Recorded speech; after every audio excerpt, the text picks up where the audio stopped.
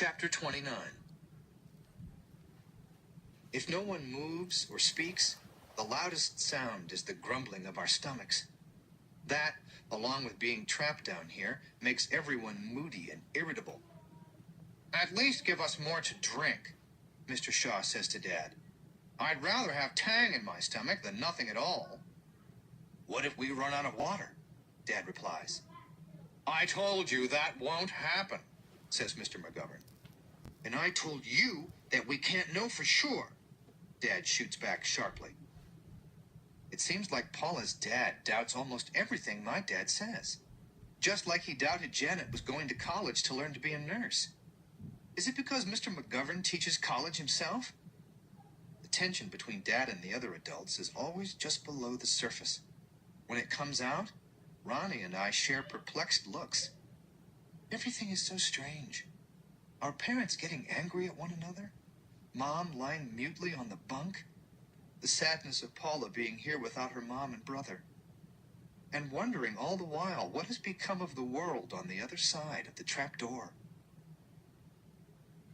This was a mistake, Mr. Shaw mutters. It's over. All we're doing is postponing the inevitable. Don't talk that way, Dad says. Don't tell me how to talk, Mr. Shaw snaps back. Stephen, the children. Mrs. Shaw puts a hand on her husband's knee. I wonder if Mr. Shaw will snap at her, too, but he doesn't. What would they be saying if we kids weren't here? There's still nothing on the radio except bent sound and static. Mrs. Shaw smirks. Is there something you don't want to miss, Richard? We're supposed to listen to the civil defense channels, Dad replies. They're supposed to tell us what to do. Aren't we doing what we're supposed to do? Mrs. Shaw asks ironically. It would be nice to think that someone else has survived, Mr. McGovern adds. They have, Dad says. Lots of people built shelters. Lots, Mrs. Shaw echoes, like she's laughing at him. We hear a soft, low groan. Dad squats down close to Mom. Gwen? She doesn't answer. He tries her name again and again and touches her face gently, but she doesn't respond. Then he hangs his head. She hasn't had anything to drink, Janet says. Dad nods. Is she going to be okay? Sparky asks anxiously. I hope so, Dad answers, but his heart isn't in it. It doesn't feel as chilly in the shelter as before. Maybe because of our combined body heat, or maybe we're just getting used to the chill. But when Dad cranks the ventilator, Mrs. Shaw complains that it's cold. Who builds a bomb shelter and doesn't put warm clothes in it? She asks in a tone Mom sometimes used when the silverware at a restaurant looked dirty. The question looms over us in the dank, dim air. I brace myself for Dad to get angry, but he doesn't. I've been thinking about it, Stephanie, he replies evenly. Maybe I never got around to putting warm clothes down here and didn't rinse the water tank or test the radio because even though I never wanted to believe that this could really happen. Then why build it in the first place? Mr. Shaw asks. Dad throws up his hands. I was trying to plan for something completely illogical. Why don't you tell me, Stephen? How do you apply logic to something that makes no sense? Mr. Shaw's forehead furrows. He looks at the floor and doesn't answer. Chapter 30. Mothers had breasts. When you got hurt, they would press the side of your head against their bosoms, which were sometimes soft and comforting, and sometimes rough if under their blouse they were wearing a bra, which was the thing women wore to hold their breasts in place. Boys and men didn't really have anything that needed to be held in place, except when you played Little League, you were supposed to wear a jock with a protective cup so that you didn't get whacked in the nuts by the ball. Watch this, Ronnie said, and crossed the street to where Paula was standing beside her bike, talking to Linda. He went behind Paula, reached for the back of her shirt, pulled something underneath, and then let go. Even across the street, you could hear the snapping sound. Paula cried out, Her bike crashed at the sidewalk, and she ran home. Ronnie raced back toward me. Come on! I jumped up and ran after him, suspecting that he'd just done something that would get him in trouble again. At least this time, I could say I had nothing to do with it. Old Lady Lester's backyard was a good place to hide because she stayed inside all the time. Ronnie and I sat down on the grass. What did you do? I asked. Snapped her bra. Ronnie grinned. Why? Ronnie stopped grinning. That's what we're supposed to do. Girls wear bras and boys snap them.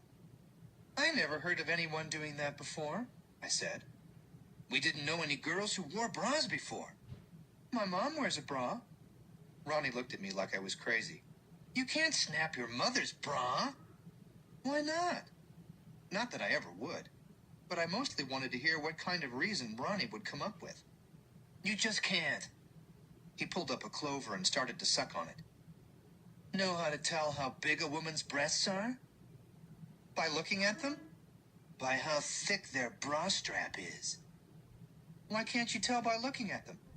Sometimes you can. Sometimes you can't. It depends on what they're wearing. But you can always tell by the strap. You see a strap like this? Ronnie spread his thumb and index finger until there was about 3 inches between them. And those are really big breasts. He paused and studied me.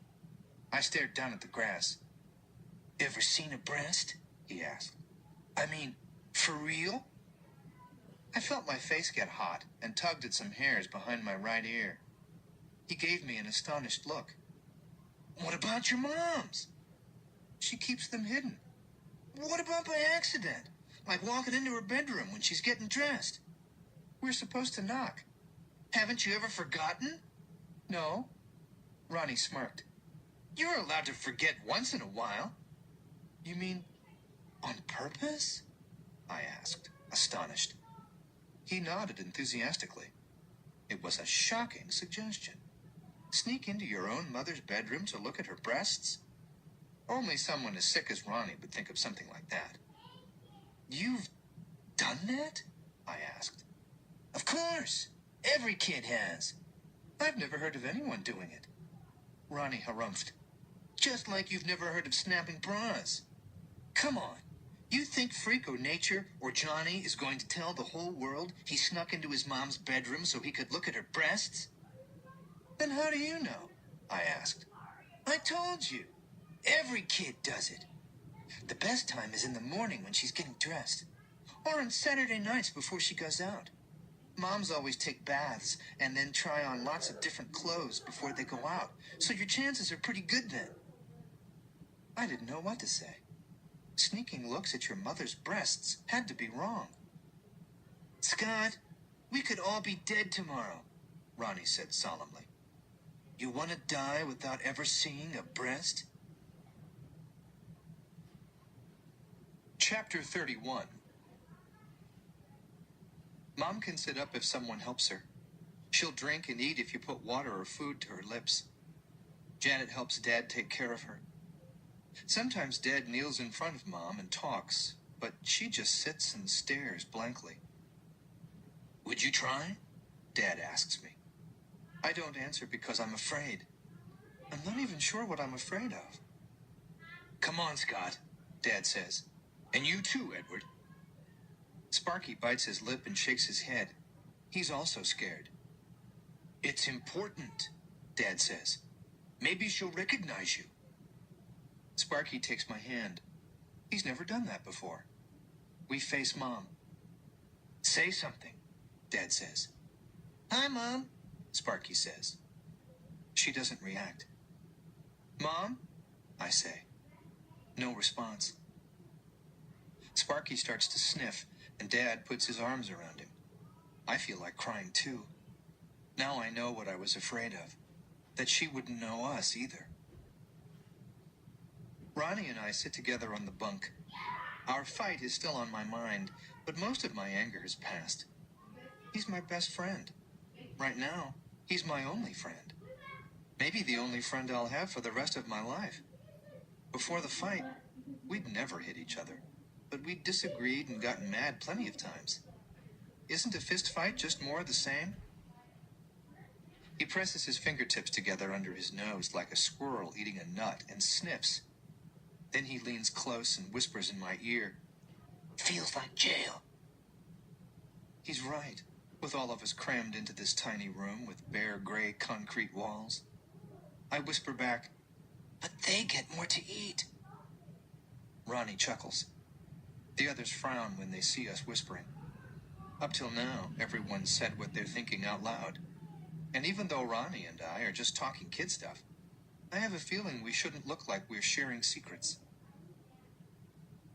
I hate being hungry. I hate what's happened to my mother.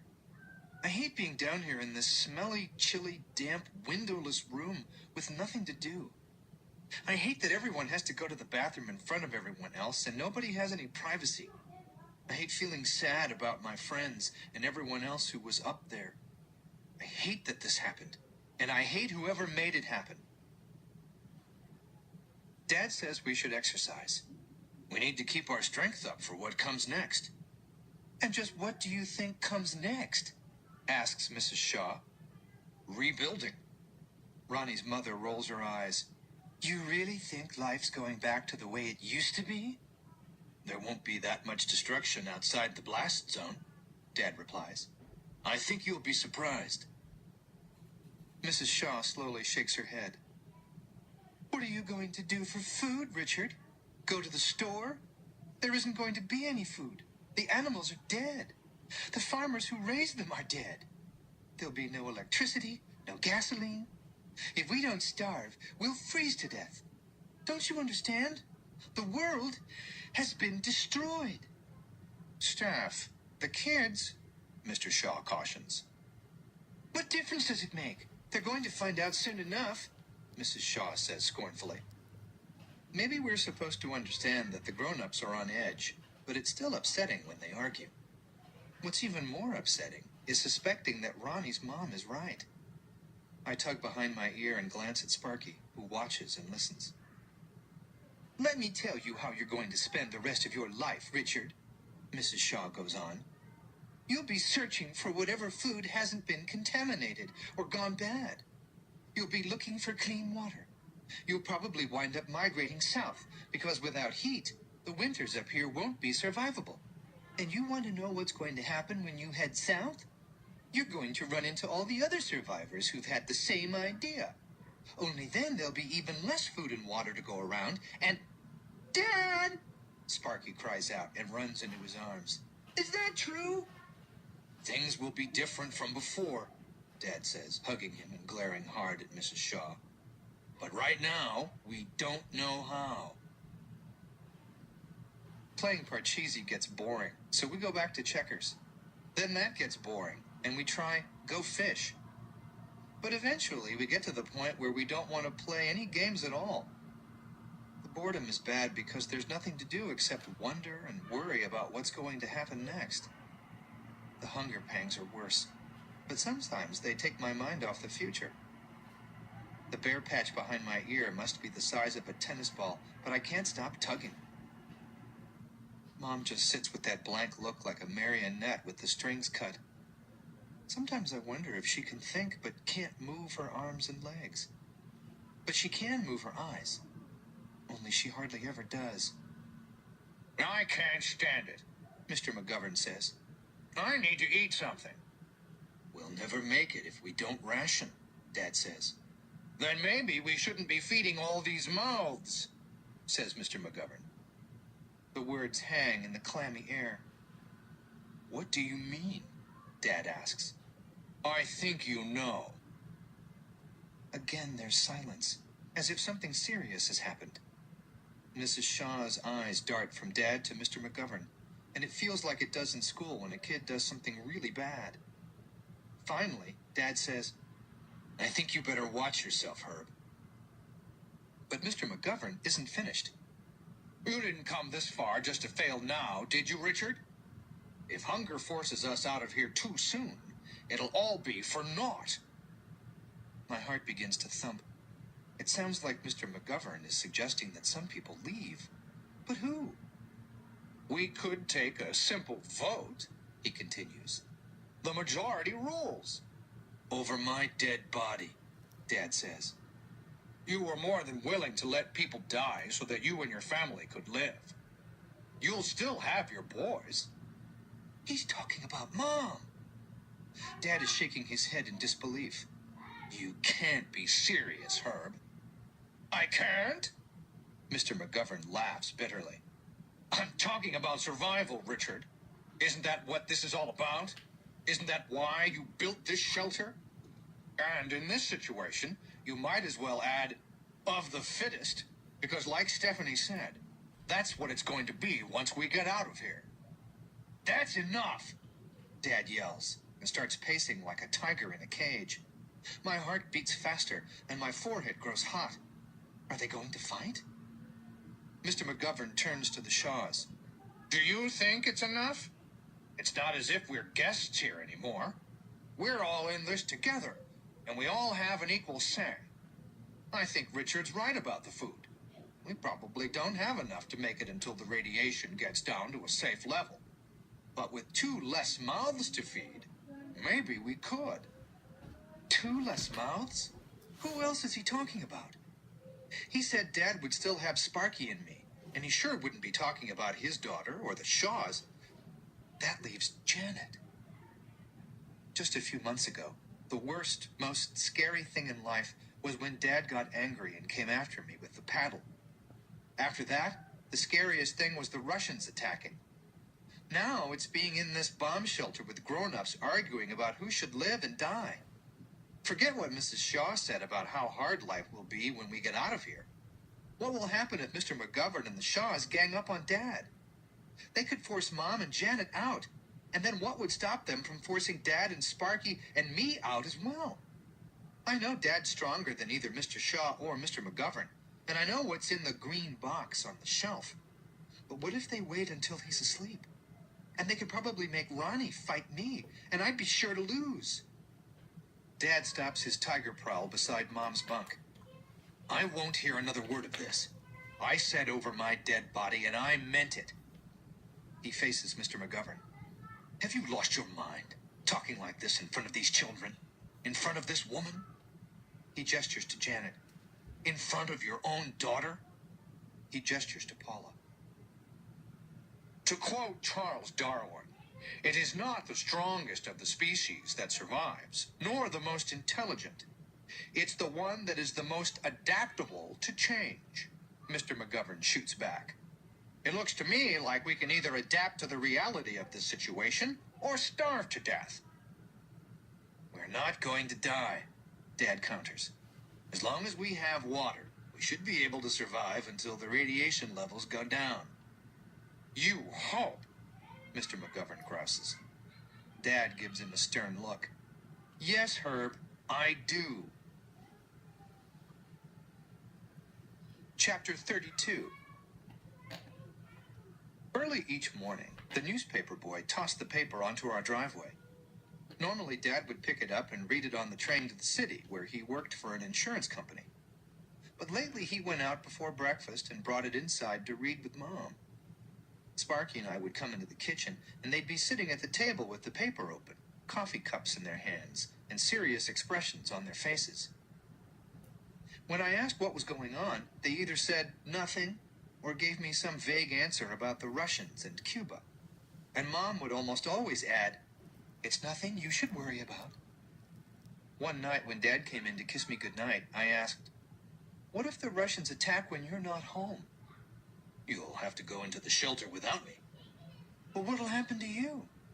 "There are lots of shelters in the city, in the basements of buildings and the subway." "So we could all meet again after the war?" Dad nodded. "That's the plan." That was good news, because it meant the only times Dad might have a problem was when he was on the train going to and from work.